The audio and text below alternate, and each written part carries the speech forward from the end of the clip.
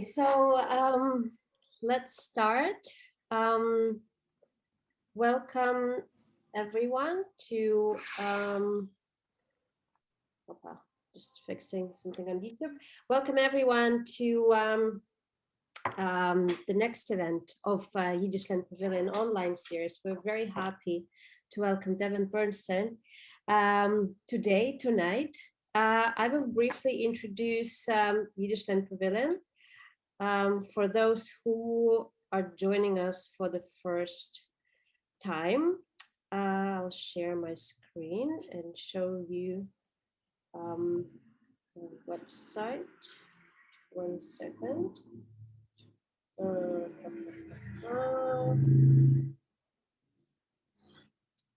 So, Yiddishland Pavilion is a hybrid project that landed itself on the Venice Biennale this year. And by hybrid, we mean that it's taking place both online and offline at the Venice Biennale and in the digital realm. So the curators of the pavilion are Evgeny Fix and myself. My name is Mary Vates. And the idea behind this project is to start representing Yiddishland at the Venice Biennale, to land it on the context of the Venice Biennale, on the context of one of the most global art events in the world, and trace contemporary artistic discourses related to Jewish culture, to Yiddish culture, to understand and to represent contemporary Jewish and Yiddish artists, and also understand what contemporary Yiddish art is today. So Yiddishland Pavilion represents an imaginary country, imaginary territory, imaginary space, which is united by Yiddish and Jewish culture and language. It's not a physical space, it's a metaphysical space. It's something that maybe exists in our imagination, in our consciousness and subconsciousness.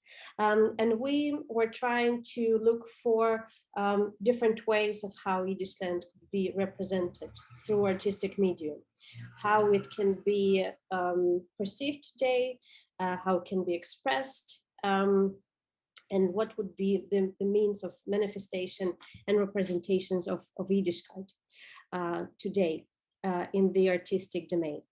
So the project landed in multiple ways on the map of the Biennale, both in digital and in physical ways. So we tried to connect our pavilion to different pavilions that can be attributed to Yiddishland. These are some pavilions of European countries, but we also of course, went beyond to the pavilions of the US and even China and Mexico, where it's also possible to trace some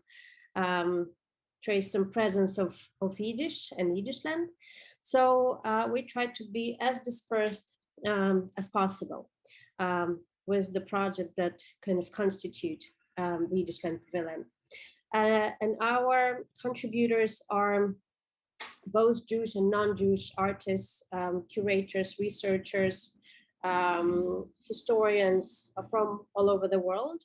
And this list is growing, and I'm very happy about that. So it's quite long already, as you can see. And all the projects that have been either commissioned or adapted to the online format or to the format of Yiddishland Pavilion, you can also check out over here. We've had some and are having events. Some of them were conducted at the opening weekend of the Biennale. For instance, this one was a performance of Neue Jüdische Kunst, a Jewish duo from Ukraine. Both of them are currently based in Europe. There was also a Yiddish dance that was led by a VMO that took place in Giardini with the Polish and Romanian pavilions in the background. There was a presentation of digital AR sculpture that landed on the German pavilion in a very intricate way, and was, I think, a very soft digital intervention into the space of the German pavilion. So our events are also taking place online. Every 2 weeks we have an event that addresses various aspects related to contemporary Yiddish art, and also various political, economic, and cultural processes, even though Yiddishland Pavilion, of course, focuses on, Yiddish and Jewish narratives. It doesn't really limit itself to those. We want to also see kind of a more complex picture. We want to understand how Yiddish culture today is integrated into larger cultures and into larger political processes as well, what's happening in different parts of Yiddishland and how all these processes can be interconnected. So that's our mission for this year. We are very much hoping to be returning to the Biennale in 2024, maybe in a more physical format, let's see. But today our event is taking place online, and I'm passing the floor to my colleague, Evgeny Fix, who will talk about the panel and will present our speaker, David. Thank you so much, Maria. Our talk today is a talk by David Bernstein called Judeo-Futurism. David Bernstein was born in 1988 in San Antonio, Texas. David is an artist based currently in Brussels and Amsterdam. He makes objects and finds ways to activate them with storytelling performances. His projects deal with a range of subjects: language, psychology, hospitality, and spirituality. Next to his individual practice, David collaborates with a variety of people and is a member of the Cosmic Cowboy Collective Self-Luminous Society. Today, for the Yiddishland Pavilion, David will give a performative talk about his recent work looking at queer religious futurism. David comes from a Reconstructionist Jewish background and is influenced by the crush, a concept from progressive Rabbi Bennay Lappe, who argues that religious master narratives will eventually crush, and we should choose a path of radical re-examination. So today, David Bernstein will talk about his exploration of Judeo-Futurism. David, please. Thank you so much. Thank you, Evgeny and Maria, for inviting me. And thank you to everybody who came to join this talk. It's really lovely to see all of you. Amazing that we can be together from so many different places. Right now, I'm in New York City. I've been on a kind of crazy tour. I was just in Athens presenting an exhibition and performance that I'm going to talk about today, which was also presented before in Brussels in April. And just before we start, I just wanted to share a story, something strange that happened to me a few days ago here in New York. I went to a commercial art gallery on the Upper East Side. I'd never been there before. It was a really, really amazing gallery, like very small, but very high quality. I entered in, there was this kind of velvet staircase, was very posh. And then we went up the stairs, and the gallery is in an old apartment, very nice details of hardwood. And there was a show by a young artist. She's 29 years old, living in London. And she had these amazing paintings, many of them also painted on velvet, in fact. And after we looked at the paintings, the receptionist, she asked us if we liked the show. And I said, yes, I really, really enjoyed the show. It's really beautiful paintings. And then I decided to ask her a question. I thought, I don't know why I decided to ask this question. It's sort of not something I would normally ask at these kind of high-level commercial art galleries, but I was just overcome with curiosity, and I decided to ask how much the paintings cost. And she looked at me and she said, I'm not actually allowed to tell you that, but if you want to know the prices of the paintings, I can call Max. He's the one who deals with pricing. And I said, actually, I'm not interested to buy anything, so I don't want you to bother Max. It's okay, it's not a big deal. I'm just curious. And then she said, no, it's not a problem at all. It's no worry. Max is happy to come and tell you the prices. So I said, okay, all right, call Max. Sure, I'm curious. So she called Max and he entered into the room.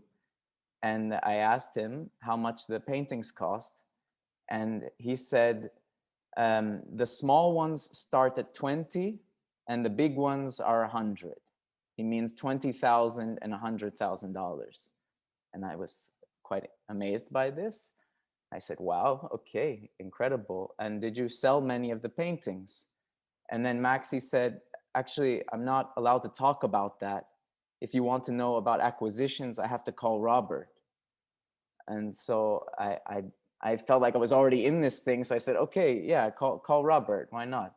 So Robert entered into the room and I asked to Robert if the gallery had sold many of the paintings. And Robert, he said, well, yes, actually, in fact, we've sold all of the paintings. It's a sold out show, which was really amazing because, you know, it's a big deal to sell out a show when you're 29 years old and your work is selling for such a price.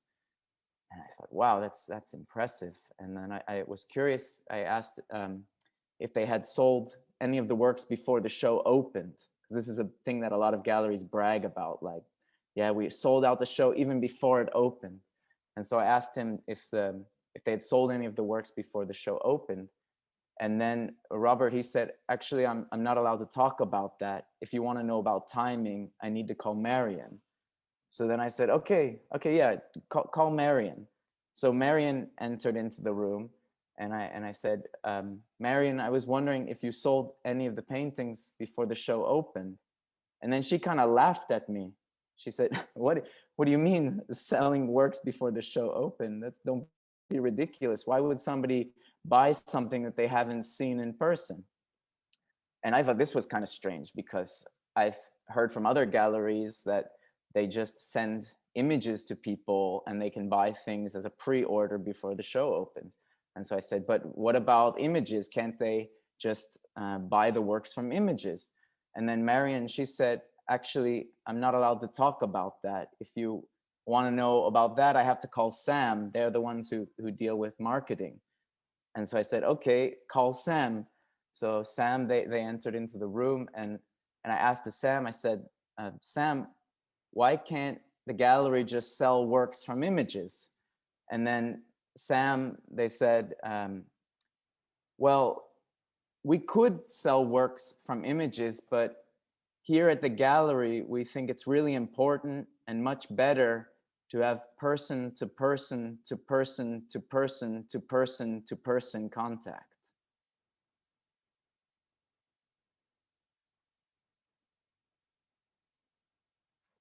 So I tell that story just as a performative gesture and an introduction to kind of how I work as an artist, which is that I take often real things that happen to me and I play with them, I stretch them, I explore what they mean and emphasize that in different ways. So for example, in that story, the first part with Max is real.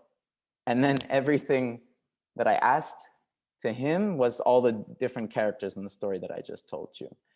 And I thought it's funny, like my stories are somehow a little bit of a roast of how absurd this whole situation is, that this receptionist who's there knows the prices but can't tell me. Anyway, that's not at all what I'm talking about today with Judeo-Futurism, but I thought it's just a funny way to start. I thought as a way to introduce the project that I've been busy with to half sell a duck, I would show you a fragment from the video that's not yet released. The performance, it's split into 4 parts. It's about an hour-long story.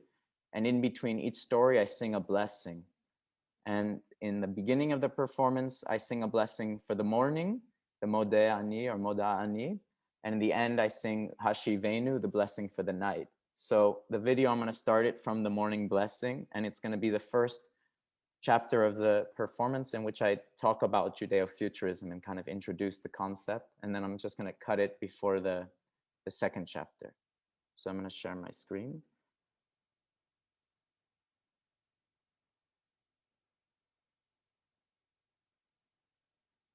Okay. And if you can give me a thumbs up to make sure that the sound is working for you.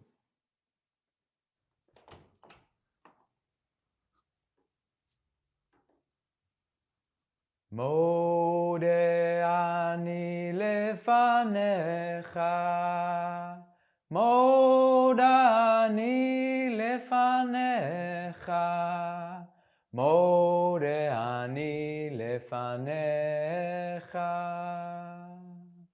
Rabbi emunatecha Rabbi, emunatecha Rabbi, emunatecha Rabbi, emunatecha. In 1215, the Pope organized the Fourth Council of the Lateran, which was a gathering of religious leaders at the time to make a series of decrees. And one of these decrees was that Jews would have to wear distinguishing clothes in public so that they could be identified and not accidentally have sex with non-Jews. The law literally said that its reason was to keep Jews and non-Jews from having sex with each other. And one of these articles of clothing was a hat called the Judenhut. And there are many different styles of the Judenhut, but one of my favorites was a yellow one that had a kind of antenna, sometimes with a ball on top of it. I really liked it because it reminded me of UFOs and aliens. And I guess you could say the Jews were aliens in Europe. When I was a kid, my parents, they would take me to the synagogue and we would wear a yarmulke or a kippah on our heads, the contemporary Judenhut. And I was told that we would wear it to connect us to God. And I always imagined it as a sort of portal, a satellite dish that connected the top of my head to the cosmos. But maybe you could say it was also a Judeo-Futurist technology connecting me to the Judenhuts of the past and the future. This drawing here, it's called, the category is Judenhut Realness. But I guess it could also be titled, Girl, Judenhut already done had herses. This plant here is called Tradescantia zebrina. That's its scientific name. It's originally from the area of Mexico, and its indigenous name is Matalin. It's commonly known as Wandering Jew. It was given this name because it's an invasive species that spreads easily, and because the name refers to an ancient or historical medieval anti-Semitic canard. It tells the story about a mythical character called the Wandering Jew, or the Ewige Jud, the Eternal Jew. And this character basically stops Jesus on his way to be crucified, and he insults him. He says, hey, can't you move a bit faster? And then this man is cursed to have to wander the earth for the rest of time until Jesus returns. The idea is that the Jews will never be at home anywhere. They will be punished to perpetually wander from place to place, never being fully accepted anywhere. I guess you could say it's the condition of diaspora, which means to spread across, a bit like the plant. But when I first heard the story, I didn't know the history, and I thought it was actually a positive story about Jewish resilience. The idea that people will try to kill us, but we will survive, and we can easily make roots in a new location. It's the same with the plant. If you think it's going to die, you just cut it and you stick it in a glass of water, and it will grow roots within a few days. Many contemporary Jews, many progressive Jews, are reclaiming the idea of diaspora. They're using it in contrast to Zionism, which claims an original utopian homeland. And diaspora as an identity says, I'm at home wherever I am. I'm a Judeo-Futurist, and for me, Judeo-Futurism is about reclaiming objects of the past, including oppressive ones, in order to rethink them and queer them. I'm queer both sexually and philosophically. And by queering as a verb, what I mean is to open up the multiplicities of meanings in a thing and to play with the sexual potential. Like, for example, the Judenhood was required so Jews and non-Jews would not have sex with each other. But the law didn't say anything about having sex with the hat. It's a kind of Jewish logic. It's about finding loopholes in order to fill and penetrate. I'm also a wandering Jew. My family wandered from Lithuania, Poland, Austria, and Germany.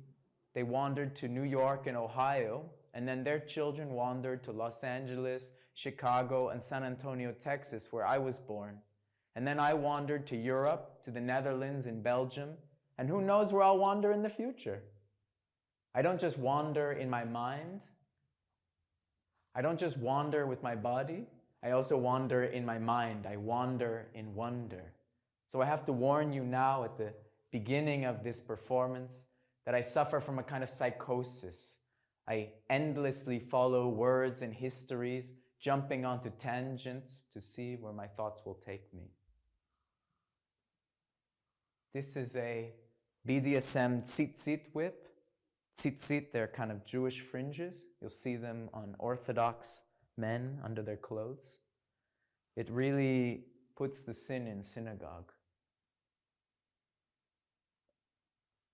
Min hametzar karatia anani ba'merchavia. Min hametzar karatia anani ba'merchavia. Anani, anani, anani ba'merchavia. Anani, anani, anani ba'merchavia.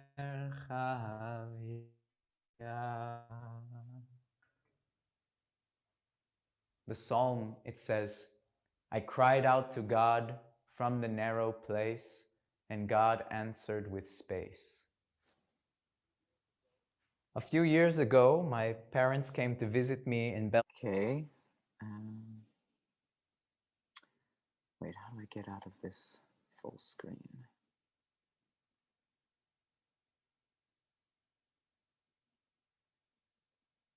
All right, so that was the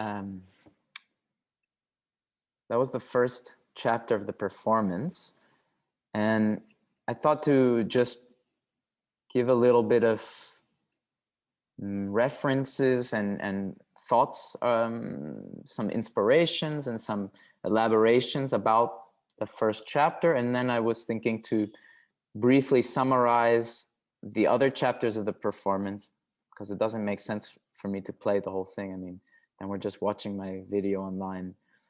And I'd rather tell you a little bit more about the ideas behind them. And then finally, after talking about the rest of the performance, I want to just talk a little bit about an upcoming research that I'm planning to do, that I've started the beginnings of. So Judeo-Futurism as a term is clearly referencing Afrofuturism, which is a movement, say, started in the 60s into the 80s with musicians like Sun Ra and John Coltrane. And then it enters into a more broad discourse, and many artists and musicians use this term from Black community, especially American Black community, with the idea that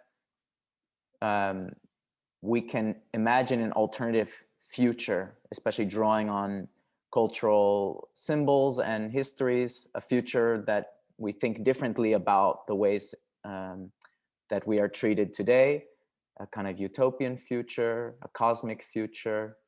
And in my case, it's a lot about looking back as a way of dealing with our past to imagine a kind of playful, joyful, even perverted joy joyful future. I was also thinking a lot about what it means for me to be Jewish, and how I relate to the religion, and what it means to practice or to be religious.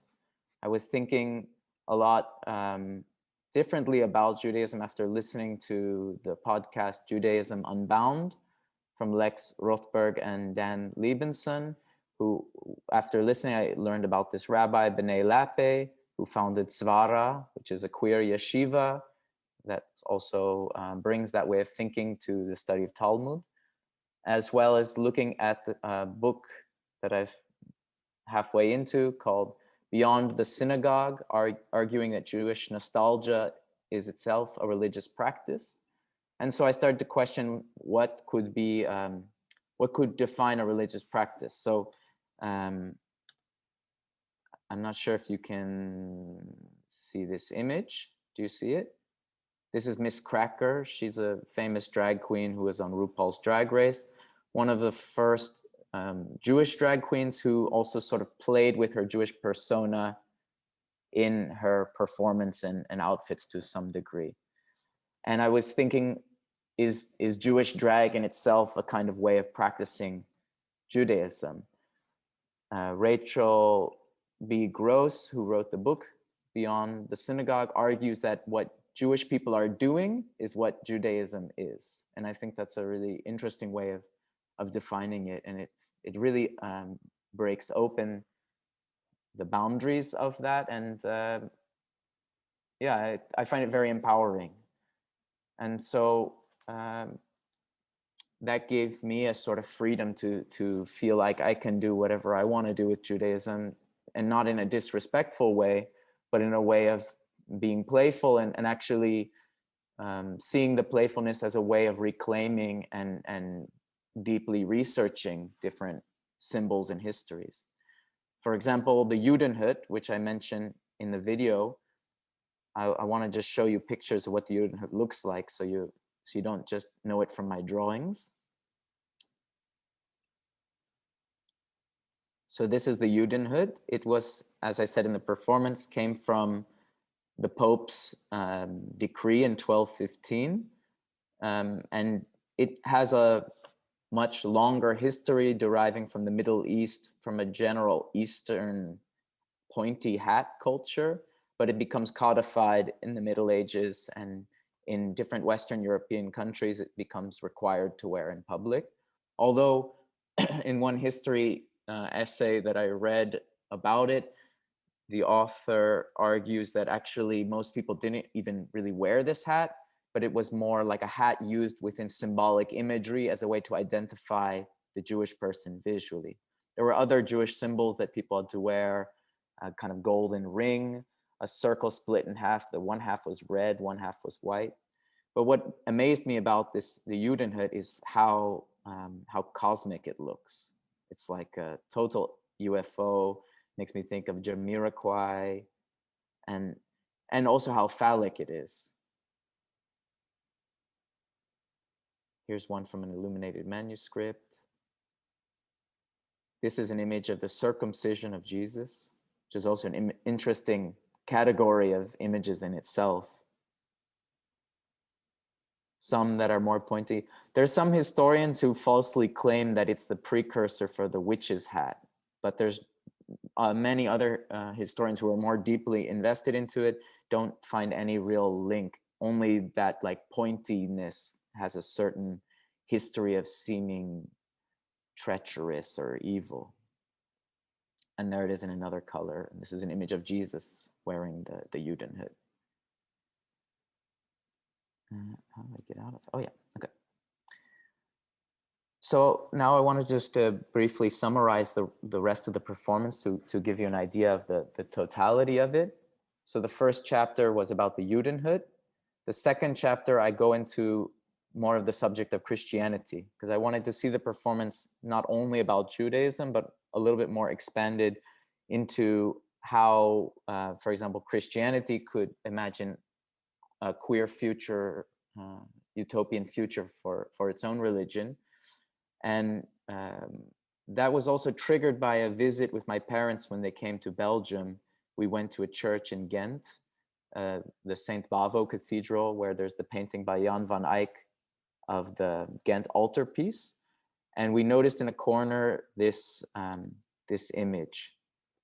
If you see here, these leaders of the church, and then this weird image in the bottom right corner.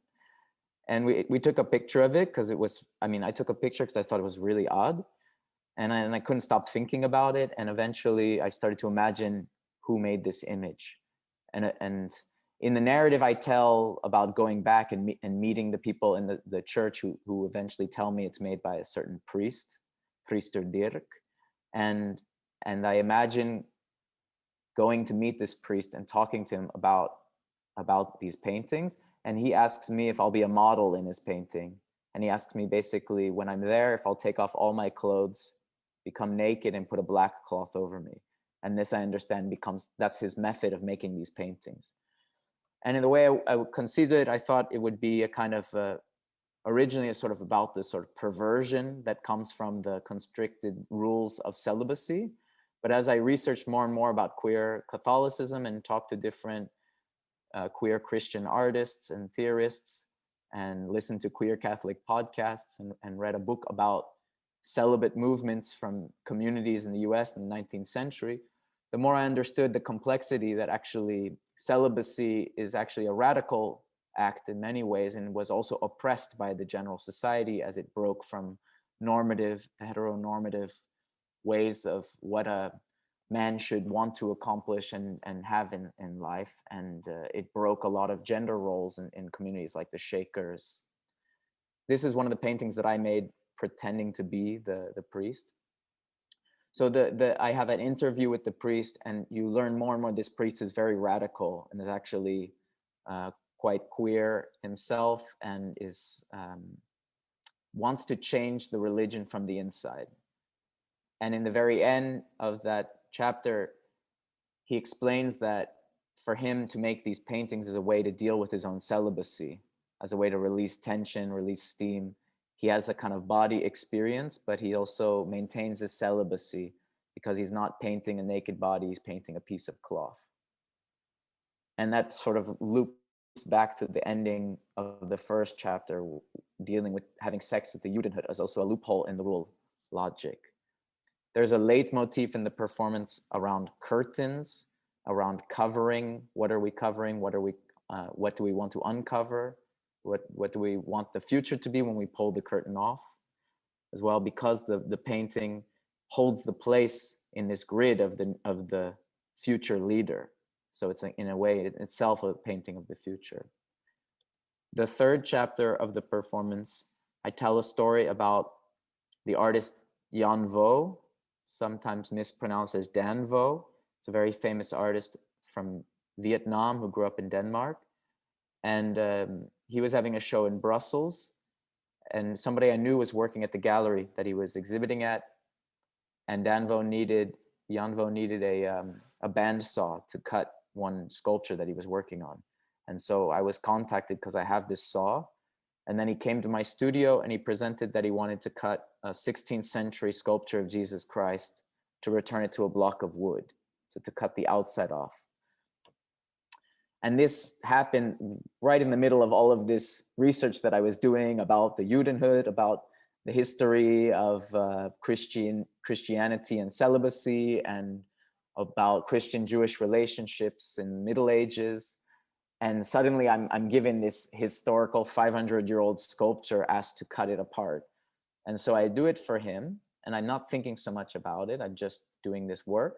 And then he takes the inner core of the sculpture, and he left my studio, and he left all the pieces that I cut off.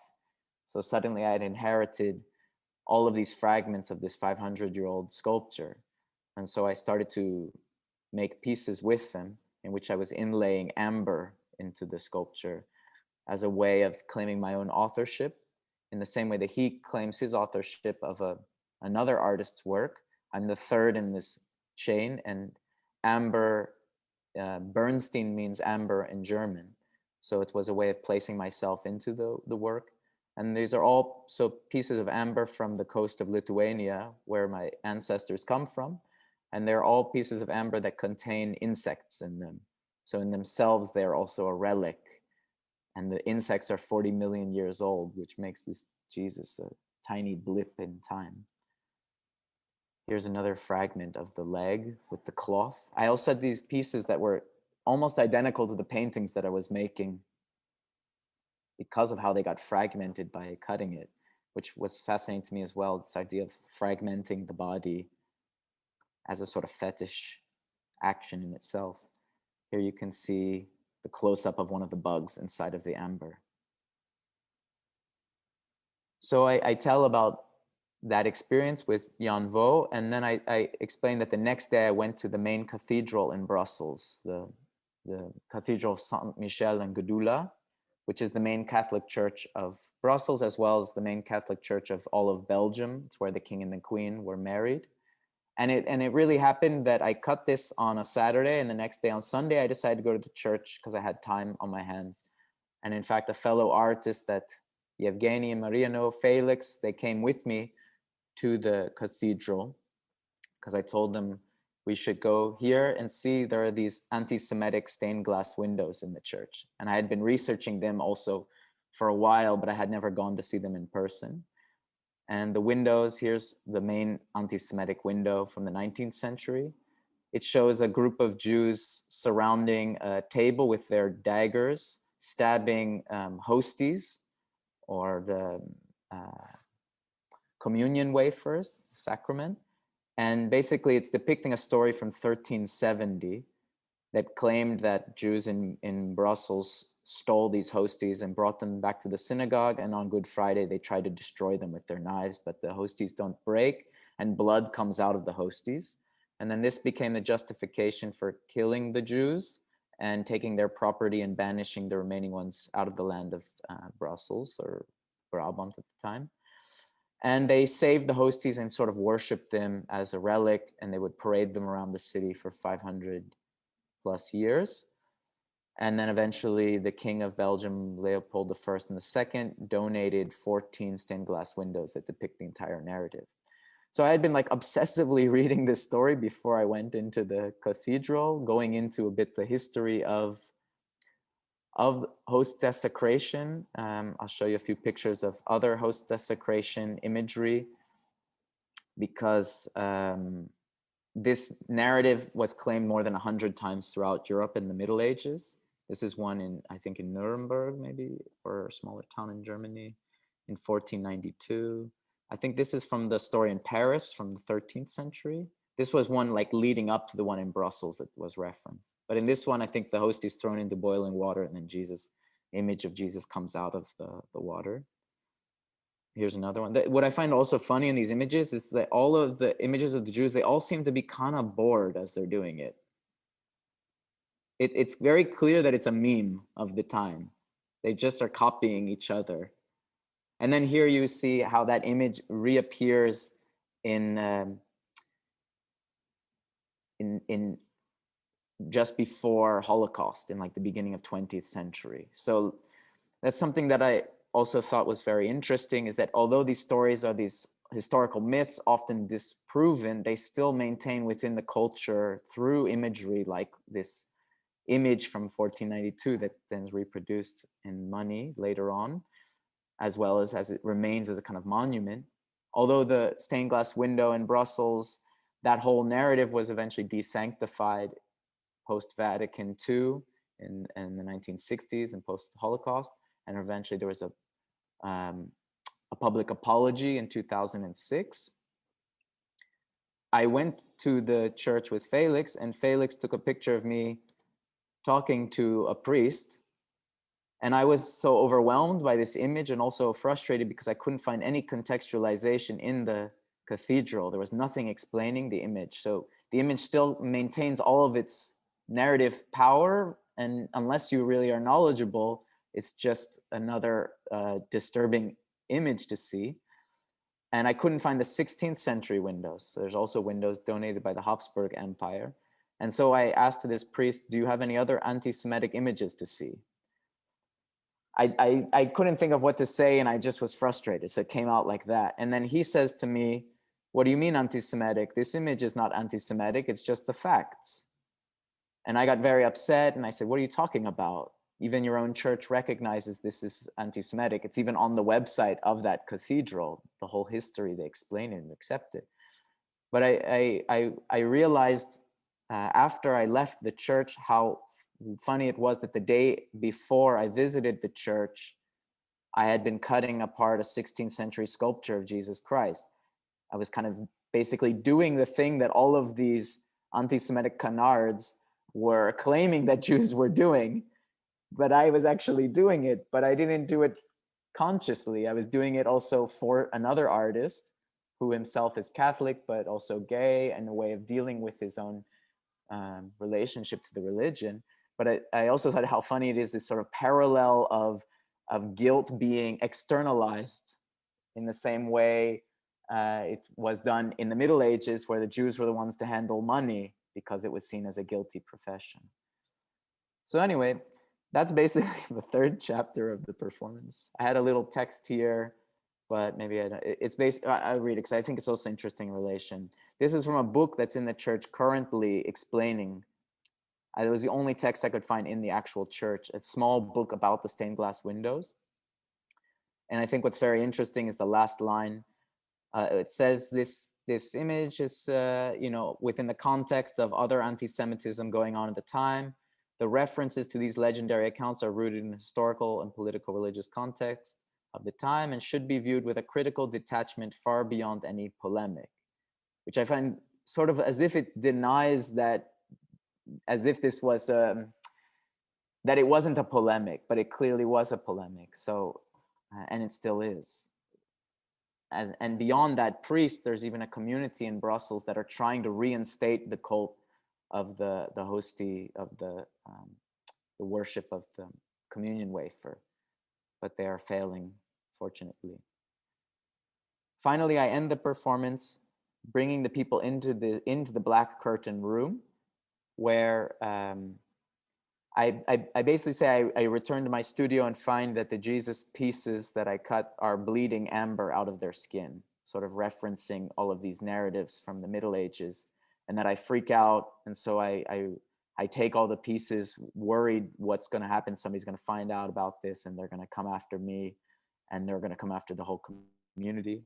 And then I enter into a kind of folk narrative where I meet a Rabbi Moshe who's going to help me on what to do, and he tells me we should make a golem using the Jesus pieces. So here's pictures of the golem that I made using other pieces that I'd cut off.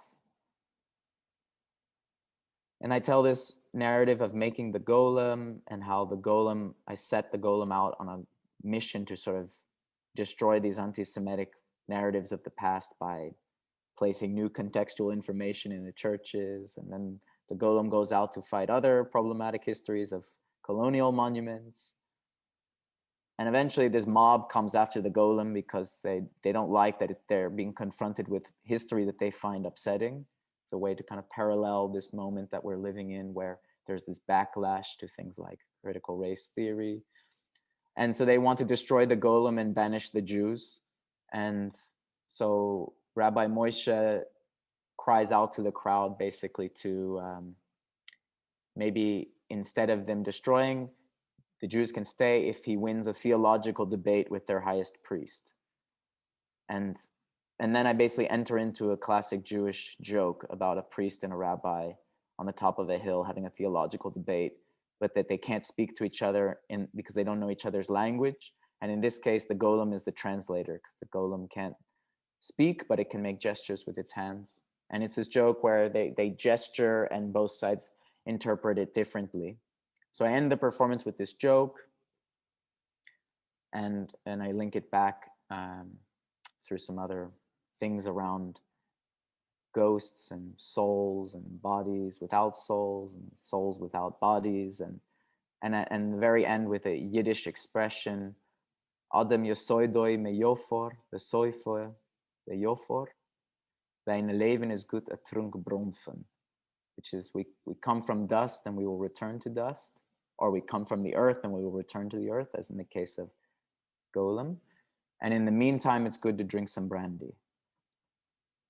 So that's basically an attempt at giving you a summary of the performance, a little bit fragmented.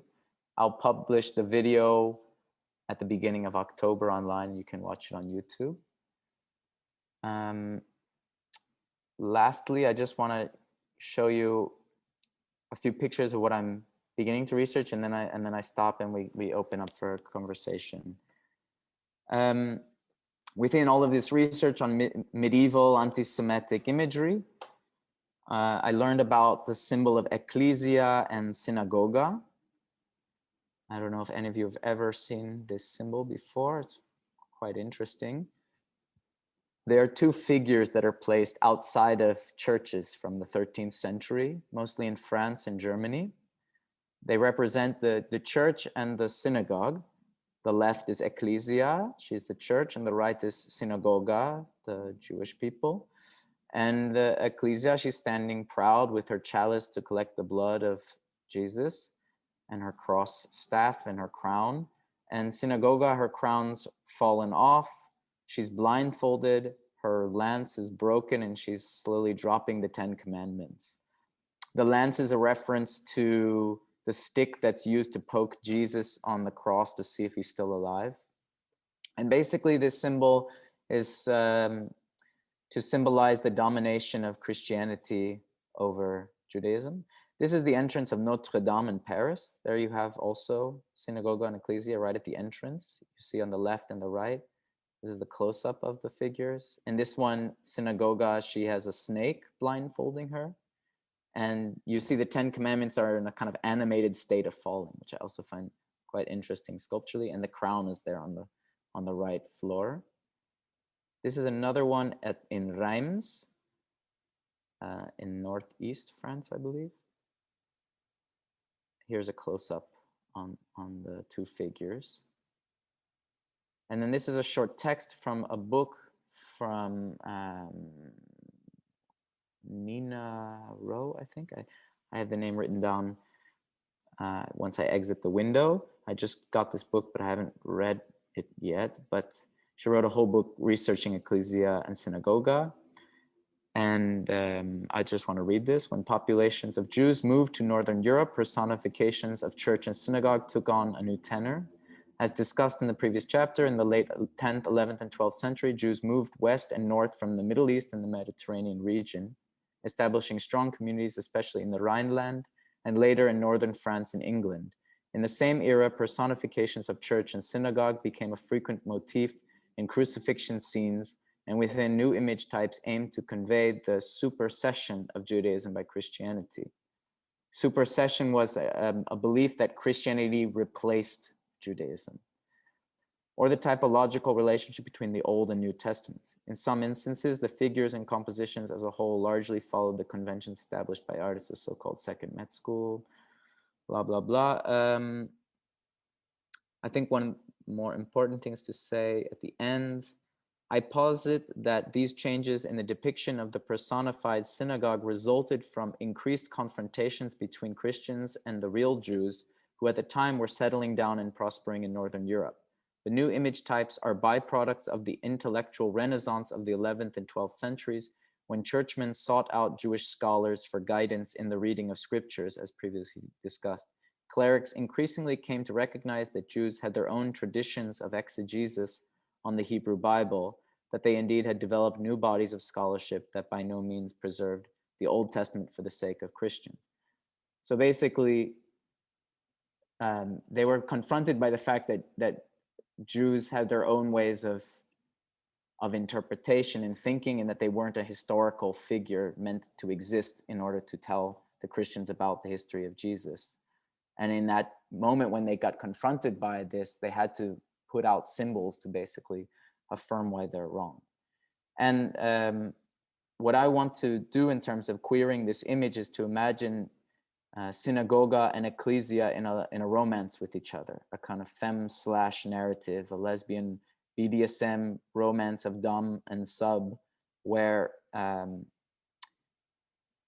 synagoga is given back an agency by claiming the role of being the sub, which has its own power position of defining how she wants to be dominated in a kind of joyful way. I don't know yet where exactly I want to go with this, but I like this kind of collision of the problematic narrative with this kind of perverted, inverted situation, and I think it's very funny also. Anyway, so that's my talk, I guess, and I don't know if it was performative, but I hope that was interesting.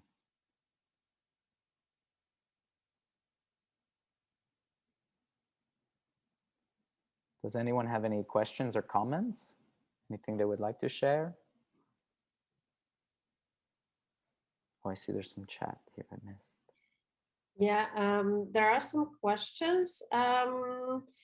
David, there's a question about whether you have planned to do the performance again anytime in the future. I guess some people would like to see you live. I will do the performance, but in Athens on the 1st of October. So unless you're in Athens, it will be harder. And otherwise, you should bring me to do the performance for you. Just we get in touch and I'll bring it and do it. Oh, great. Any more questions? There's also a question about what is the title of the golden video. So maybe somebody would to find it, or maybe watch it. So if you could guide our audience a little bit. Sure. So the video is titled "To Half Sell a Duck."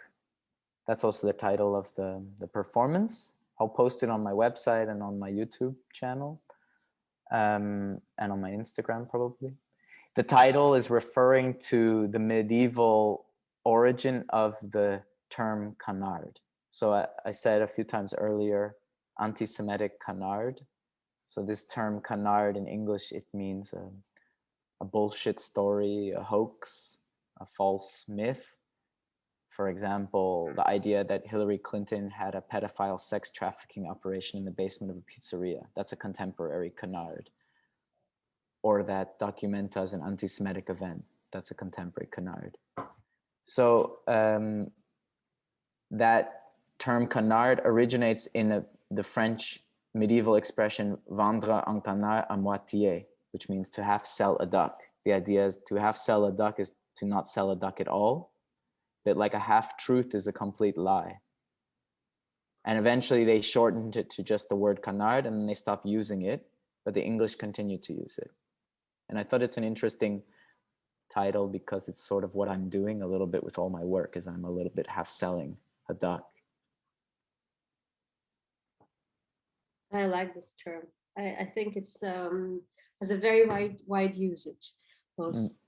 There is a question which I also actually had, and if we go back a little bit to the very beginning of your talk, when you talk also about references to Afrofuturism, could you please maybe speak a little bit more about the relationship of Judeo-Futurism to Afrofuturism and queer utopianism? I haven't looked much at the link of Judeo-Futurism and Afrofuturism, to be honest.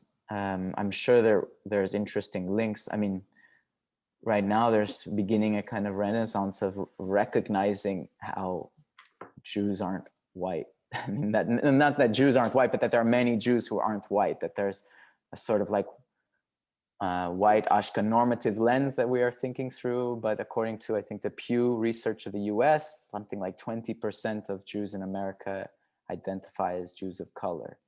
So perhaps there's also Afrofuturist, Judeo-Futurists that exist. I'm not knowledgeable enough to pinpoint exactly who. I've heard some conversations of or interviews on Queer Jewish Futures, which is an Instagram page from a curator based in Hamburg, where she's interviewing different people in culture, art, and Jewish society of Germany. And there's one quite influential writer who's also Black and Jewish, talking about that experience. and then to talk about queer utopianism. I don't know if I know like a specific like reference point, but I can talk a little bit about other artists and ways that that's happening, whether from like Bennay Lappe's queer Talmudic study to like artists such as Iso E. Seitel in Montreal. I got their book in which they were queering the Eruv, which is the traditional gate or opening up the boundary of what the home is so that people can carry and move things during the Sabbath. And Iso, they did quite a deep research, also referencing things like queering Utopia, I think, is that the book from Teddy Munoz? Looking at ways in which the Eruv is a kind of queer space because it's in between a private and public reality. It's something that becomes a sort of blurry relationship of being like your home being everywhere, but at the same time, it's not visible to most people. And that, yeah, it's, I don't know how to go into it in detail, but it's quite an interesting book that they wrote. I was making a list because I thought beforehand, like, maybe it's nice to just list out really interesting artists and other organizations who are busy with this. And then I get back to questions. I'm part of a Jewish queer collective in Belgium called Shabbos 24/7, in which we also are doing different events and linking up with other queer organizations, and also looking at ways of celebrating the holidays, Jewish rituals in different ways. There's also a group that's not a queer group, but in Andere Joodse Stem, which means another Jewish voice, which is also in Belgium, tried to exist as a way to give another voice towards Israel-Palestine, more critical voice, because it doesn't exist from the mainstream Jewish community in Belgium. You have OIV in Amsterdam, that's more broad, like kind of progressive Jewish community, but they also have done some events, I know, with the Jewish drag performer. In the UK, you have a lot more of these things happening, like you have the Rozova Pava, the Pink Peacock in Glasgow, which is a anarchist queer Jewish cafe, and they've done like an amazing Purim event where they brought artists from around the world to perform on Zoom. There's also the Yente zine. It's a kind of feminist Jewish zine out of Oxford University students. You have artists like Steph Brendler in the US, who's using music, Yiddish music, in a kind of contemporary way, as well as the Yiddish language in printmaking. Rocky Cohen, an artist that I know in Liège, that they are also working on Jewish topics in their work. Or Julie Wrights in California, who's doing this whole project around the golem as well. And she's also part of this tzitzit project, which is kind of queering the tzitzit and the talit katan, the garment that's worn under the clothes that Orthodox men typically wear in order to have tzitzit. And they're making sort of queer versions of this that are for other types of bodies and are colorful and sexy and like crop top, talit katan. You have Nikki Green, who's doing a lot of ceramic work, and she's also doing things around the mikvah, together with Rebecca Erev, who made the Queer Mikvah Project, which is, you could also read it in a kind of continuation of feminist mikvahs, like in New York, you have Immerse NYC, and in Boston, Mayim Chaim, which is like some of the early ideas of how can we rethink what the mikvah is and how can it be used. For example, if somebody transitions gender, they can mark that in the mikvah. So there's a wealth of artists and resources who are exploring ways in which to rethink all of these inherited traditions and Jewish technologies of the past to make it meaningful for the present. Sorry for that very long answer, but I hope now it's recorded on YouTube, which I like. At least these names are out there for people who aren't familiar. Yeah, no, that's amazing, because we were focusing a lot when we were, inviting people. Now we were focusing a lot on Eastern Europe and the US. And it's great to hear that there's a whole community of people working with kind of various ways of, I would say, elaborating and rethinking and queering Yiddish and Jewish narratives in Western Europe as well. And these are also, countries with quite large Orthodox communities, which this juxtaposition is making this very, very interesting. So we will definitely look into these names. I'm going to continue with the questions. I'm actually very happy that we have a lot of questions from the audience today. I'm going to read everyone's question because usually our audience is much more timid. So thank you guys for typing in the chat. So if we continue a little bit with the Judeo-Futurism and how you work with it, could you also maybe speak a little bit about whether you work with Yiddish directly in the idea of Judeo-Futurism, or? Sure. Yeah, I don't know Yiddish. When I grew up, I learned Hebrew. I feel like the U.S. context for Jews was, at least for me, my personal experience, but I think for a lot of people, was very geared towards Israel. So it's a lot about like losing Yiddish pronunciations of things and learning Hebrew, not reconnecting to this old world of Yiddish. And I think that's also why a lot of queer artists are going to Yiddish as a kind of alternative rejection of that. And also because of ideas like Doigkeit, which I remember one of your guests talking about Yiddish architecture was bringing up the concept of here-ness, and which I mentioned with diaspora as an identity. I use Yiddish more as like expressions. So I'm often going online and searching up like giant lists of Yiddish expressions and sayings. And I'm finding ways to link that sometimes within performances or titles. I find them really fascinating and with a lot of rich imagery and really funny. And so like at the end of the performance, I use the Yiddish expression about coming from the earth, returning to the earth, and drinking brandy in between. So I don't use so much Yiddish language culture, but I feel I'm inheriting all this Yiddish traditions of storytelling. And I'm curious to learn more. I tried to learn a little bit on Duolingo, but then I stopped. I'm focusing now on French. But that's amazing that Duolingo has Yiddish, and with the whole kind of hype about Yiddish recently, and with more kind of podcasts and blogs, and there was a big article in Yiddish in New York Times, I think last week or something. So it's getting this recognition, and it's kind of back in this wider linguistic global narrative, which is great to witness. And I think in our pool of artists, only one artist speaks Yiddish, and that's correct. It's just Sterner Goldblum, I believe. So yes, to more artists speaking Yiddish. There's some people in Shabbos 24/7 who are from Belgium who know Yiddish and also sing in Yiddish. They perform doing music. Yeah, I mean, that's maybe one thing interesting about living in Europe is that it's, as you said, it's so dominated by Orthodox communities, and therefore Yiddish is still very alive within these Haredi, Hasidic, ultra-Orthodox communities. And I would love to learn Yiddish just to be able to go to a supermarket in Antwerp and talk to people. Maybe they wouldn't want to talk to me, but I don't know. You should try. Yeah.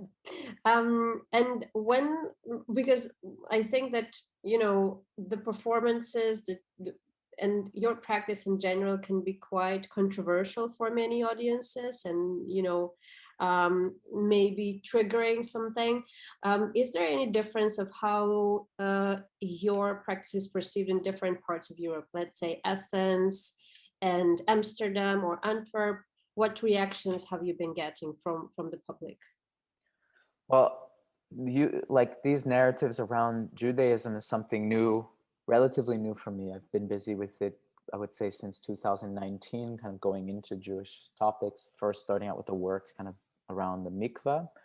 But this performance is only since April, and it's only been presented in a small project space in Brussels and in another smaller project space in Athens. So the community of people who are coming are very niche people into the arts, very inner world of the arts, which is quite a mostly open-minded group of people. In Brussels, it was interesting because the performance dealt so much with the context of Brussels and its history, to see a lot of people who are Belgian who never learned about any of these things. And so a lot of people were quite shocked to kind of be confronted with the history, but I think that the majority of people with Christian backgrounds in the arts have rejected their Christianity in a way, which has its own problematics, which I thought was interesting, talking to an artist in the Netherlands, M. Maria Waldenhout. They have a Calvinist background, but they like posited the idea that people who claim to be atheist with Christian backgrounds are perhaps more like a Christian atheist, a bit like a Jewish atheist, in the sense that they're sort of they reject it, but they don't realize how much it's still shaping how they're thinking, and even on ritual levels or family and community way of thinking. And so, yeah, I don't know if people really, I don't know if the Christian audiences that came are really gonna confront themselves and thinking a lot about their own background and what it means, but and I didn't have very many Jewish visitors, to be honest, either in Athens or in Brussels. I had like 3 or 4 people, but they were just enjoying it and laughing a lot because they understood a lot of humor and ways of thinking. But in general, I would just say that people were really excited by it, and it touched something in them to, I don't know, get them thinking and curious. And in Athens, there was much more discussion around documenta after the performance, especially because a lot of the visitors came from Germany. One of the organizers of the event in Athens is German, and she invited people who came from Germany for it, as well as people who came who have very close friends who are in documenta, who are Palestinian, or who have been targeted in their spaces. And so it was interesting for them, like, to think what does this mean? Like, you're dealing with this subject of anti-Semitism, and then there's this other event going on that everyone's claiming is dealing with anti-Semitism, but actually it's just a way of covering up an actual discussion about decolonialization and oppression, and the shared issues of oppression of anti-Semitism are also intersecting with Islamophobia and oppression of the Palestinians. So I don't know, it was interesting to have conversations about that in Athens, and I was quite worried that it might get people sort of more upset in that than they would be upset as if like from a Jewish community seeing what I'm doing is wrong. But I haven't had any visitors who are more traditional or conservative or Orthodox Jewish. I have no idea how they would react, if they would be upset or not, or find it blasphemy, or to make a whip out of tzitzit. I don't know. Yeah, I was thinking about documenta when you were also, talking about this conversation with the Catholic priest. And I was very much intrigued and fascinated by these links that you made between Christianity and Judaism, because I think that we sometimes, not that we forget about them, but there's so much kind of already imprinted in this global knowledge that we seldom return to them and revision them and rethink them. So this close-up that you made also with the stained glass, all these kind of narratives, and also the answer of the priest that these are facts, and this whole narrative is continuing in documenta, and what's happening in documenta is another kind of proof of that. I also wanted to ask, and I think that's a question from your mother, she's asking, have you looked at the church sculptures of the Judenstyle? So maybe you can also explain the term a little bit for those who don't know about it. And I think the church was that the Brussels Cathedral, or is there? I guess more in general. Okay. In Belgium, you don't have. Maybe there's one presentation of a Judenstyle that I found, but it's really a German imagery. The Judenstyle, I don't remember exactly when it starts, but I think it's also Middle Ages. It's an image of Jews either having sex with pigs or drinking from the nipples of the pig, and it's also often on church buildings. You have one on the back side of the dome in Köln, in Cologne, which I had like a layover train stop in Cologne, and I was searching, wonder what kind of weird anti-Semitic images are on this amazing cathedral in Cologne, and so I went searching to find it, and I found it, but it's very hard to see from the street. Yeah, so the Judenstyle, it's quite a vulgar image, quite fascinating. Yeah, I don't know. I haven't thought about it, to be honest, mostly because I was decided to focus really kind of on where I was living and my own personal narrative of having this experience of going to the church and how that linked to the cutting of the sculpture that I made, because it felt connected. Although the Judenstyle is also links to a sort of perverted sexuality in itself. There's one imagery in an eastern village of Aarschot that has some kind of narrative, and I found images of a book depicting something of that, but my French isn't good enough yet to translate it, and I haven't gone to somebody to have them translate and see what is that narrative of that church. But maybe it's a future object to look at.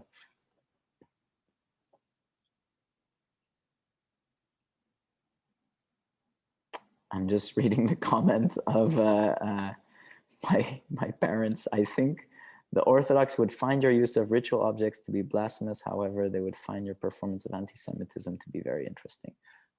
So on my airplane flight here to New York, I flew from Copenhagen, and sitting next to me was a guy, a Haredi, ultra-Orthodox man from Vienna. And I only like halfway during the flight kind of revealed to him that I was also Jewish. And then we entered into a whole like debate about Judaism, which was quite interesting, where he was basically just couldn't comprehend how someone could consider themselves religious or Jewish if they don't follow the rules how they're written, because the rules are the rules. That's what they are. They're the rules. If you don't follow the rules, then what does it even mean for you? And I was trying to explain all these different ways that people are exploring it. I had the book with me about Jewish nostalgia as a religious practice. And for him, it was like, what is this bullshit? But at the same time, I was explaining to him that I'm making this art, and that for me, that's a way of practicing Judaism and connecting to the source of life or the divine in my own way, or however I define what God is.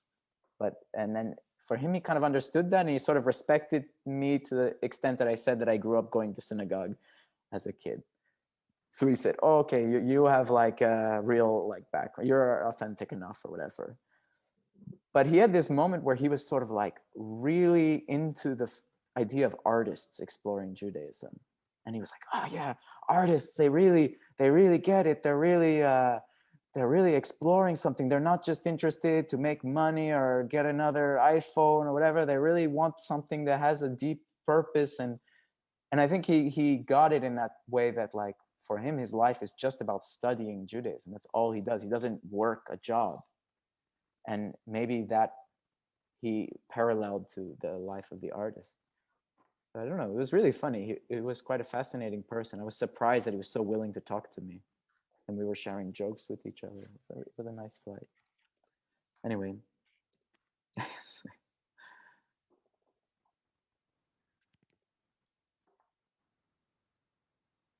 Are there any other questions?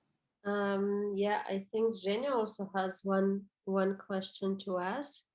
And we also, maybe before that, there is a question from Osvaldo, who's asking, actually, the following: how much impact did you think a performance lost when it's watched online than when it's live? Did you think the message is the same, or does it change?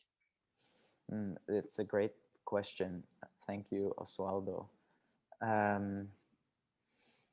It's something I'm struggling with a lot because of the limitations of physical performance and thinking about how I can have something reach outwards.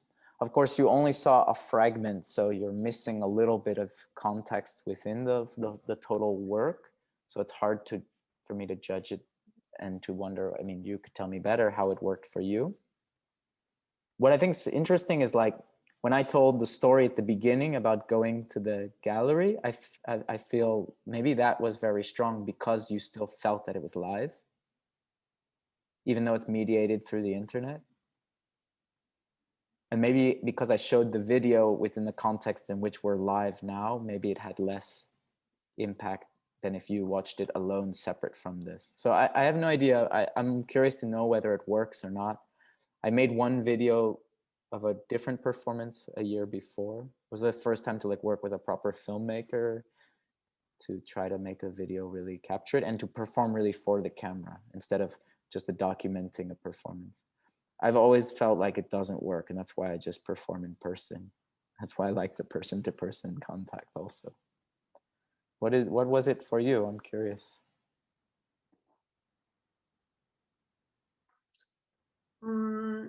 I think this is not our first experience with an online performance. We also had a performance by Jenny Romain in the very beginning of our series, of our events. And I think it doesn't really lose much. It just changes your perception.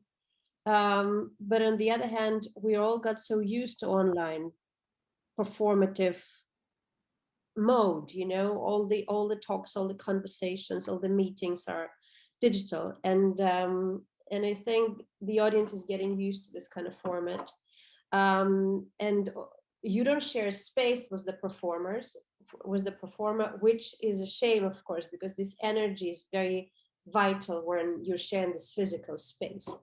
But at the same time, I think the fact that you were exposed to that, you know, if you choose between not having an event, not being there, and being, you know, experience that virtually, I think having that virtual experience is still very valid and very valuable. And this is how kind of knowledge overcomes all these physical borders. And we had a chance to, you know, to learn more about what you do. And I think this performance was still very much addressed to the audience. Like you feel one-on-one experience, like very much face-to-face. And I think that actually really worked in that online format. And, you know, you're interested, it glues you.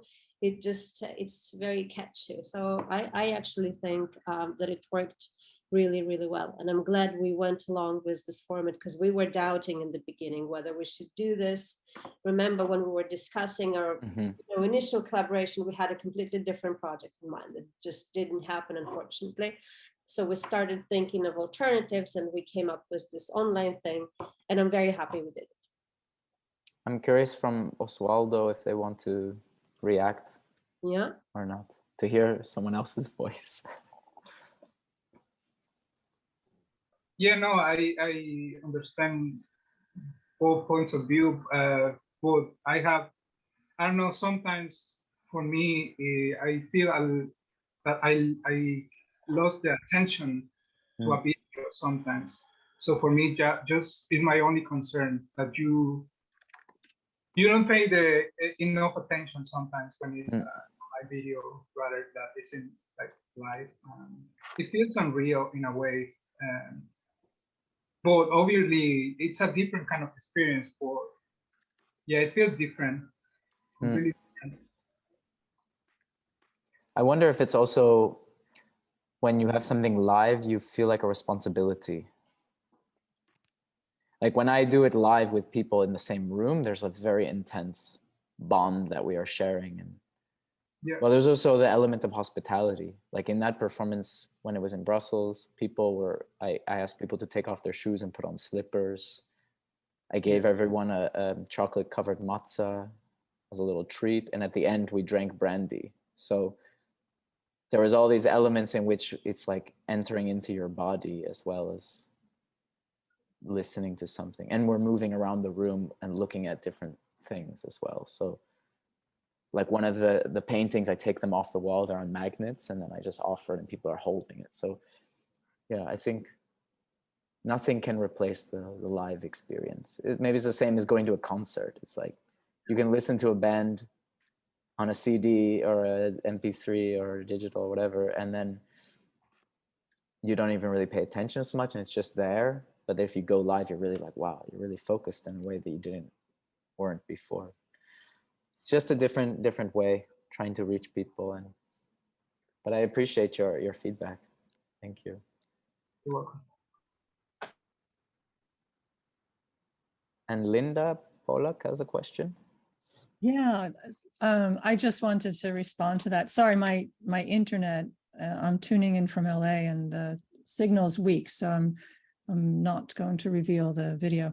But to the question, it's definitely not a performance, but there's something so generous and generative and intimate that you're sharing, because it's not a live performance. And as somebody who's really exploring the issues, I really appreciate it. It's definitely not a performance, but there's such an intimacy and a candidness and a generosity that I really appreciate. Thank you. Yeah, actually, I was struggling with having this titled as performance. To be honest, I was thinking about it a little like, maybe it's becoming more just artist talk. But that's also why I decided to tell this story at the beginning, to give you a little performance, a little idea how I perform. Yevgeny, you wrote, if I could speak about the importance of Europe specifically for Judeo-Futurism. Is Europe especially important for wandering? I think that Europe is really something that, especially from an American perspective, when I talk to friends in US who are Jewish, who maybe haven't spent much time in Europe, they often forget that there are Jews in Europe. It's also almost like the idea like the Christian society in Middle Ages didn't understand Jews as like a real thing, but like it's almost like that Jews in US think that Europe is like just historical for Jews, that doesn't have its own contemporary life.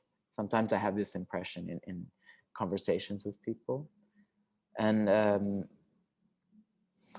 yeah, I think that there's a lot that's growing. It's just harder because there's much fewer, and because of language barriers, and because it's so dominated by Orthodox culture. Not that there's a problem with Orthodox culture necessarily, but more in the sense that it's something less, for me, interesting in terms of people really exploring how to explore the religion differently. So for a Judeo-Futurist logic, then it's harder maybe in Europe, but because it's less, maybe the community starts to connect more fragmented digitally with each other, and it's, yeah, I think it's growing, and I think it has a great importance because there's so much of Jewish history in Europe.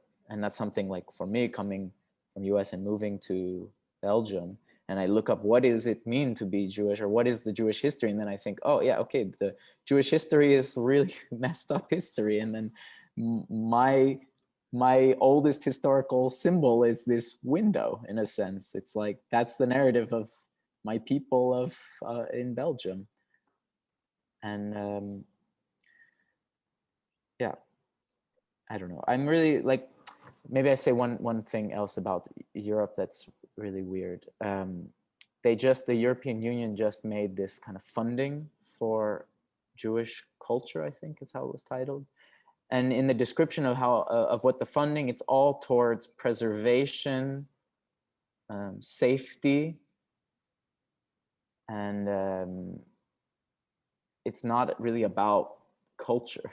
It's like, it still views a lot of outward view towards Jewish in Europe, still like this idea we need to just preserve them and make their spaces safe, which they do need to be safe. And there's all these memorials that also need to be there to remind people of what has happened. But there's sort of like a neglect of celebrating the culture outwardly. And this is also a problem for all kinds of cultures, especially in Brussels, that you don't really have presentations of like people from Syria who live in Brussels having a day to celebrate their culture, or even Ramadan. Like Brussels is 30% Islamic, but there's no public celebration of Ramadan. So for me, Judeo-Futurism in Europe can also be about like just being visible and sharing also with those who are not Jewish. So next year I will do a residency in Antwerp for half a year. And then I'm going to be working on the holiday of Sukkot and thinking about how to make that an event that can also be open to those who are not Jewish as a way of sharing Jewish culture and celebrating the harvest together. And I think that's an important way for me of also practicing Judeo-Futurism, is like expanding it to what it means for everybody.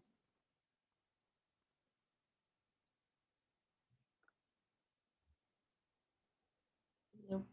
I think this is what the Yiddishland Pavilion is also trying to do, to go to, be more inclusive, and also in the context of the Biennale, talk about, underrepresentation, and talk about, maybe enhance some voices that haven't been presented and haven't been heard. And in that respect, I see a lot of connection with how your approach is maybe connected to what we're doing, because for us, Yiddishland is also not about the past, but also about the future, as this community of the future, as this network state, which opposes the nation state, the idea of the nation state. So I think these all are beautiful ideas that definitely have potential for much more of interdependent connections, and for finding, parallels and similarities rather than, dwelling on differences. So yeah, we were looking forward to more of your projects, and please keep us updated about what are you going to be doing, and also about this residency in Antwerp. Okay, so if there are no more questions or comments, let's just all say thank you to David again. David, thanks so much. It's been a wonderful talk, very interesting and very moving, and also very, very informative. So if you could maybe share some of the names with us, we can maybe add them as references to the website. Oh yeah, you can put in the comments. Yeah, or on YouTube, and I think that was a lot of information for us to digest and dig into. So thank you very much for that as well. And thank you to everyone who joined. Thank you for your questions. It was very good to also hear your comments and questions that allowed us to expand the conversation. So thanks so much. Thanks, everyone. Thank you, David. Thank you so much. Thank you to everyone who came. Thank you. So nice to see my parents. Yes. And to see Dirk, my old studio mate from Brussels, and Žygimantas from Lithuania, and Lena from Amsterdam, an old teacher from when I did a exchange study when 2008. Like, wow, all this time ago we were in a class together. So nice to have you all here. Right. I'm super happy that our event served as this connecting platform for the people that that's just great. Okay, thank you very much again, and have a lovely evening. Bye-bye.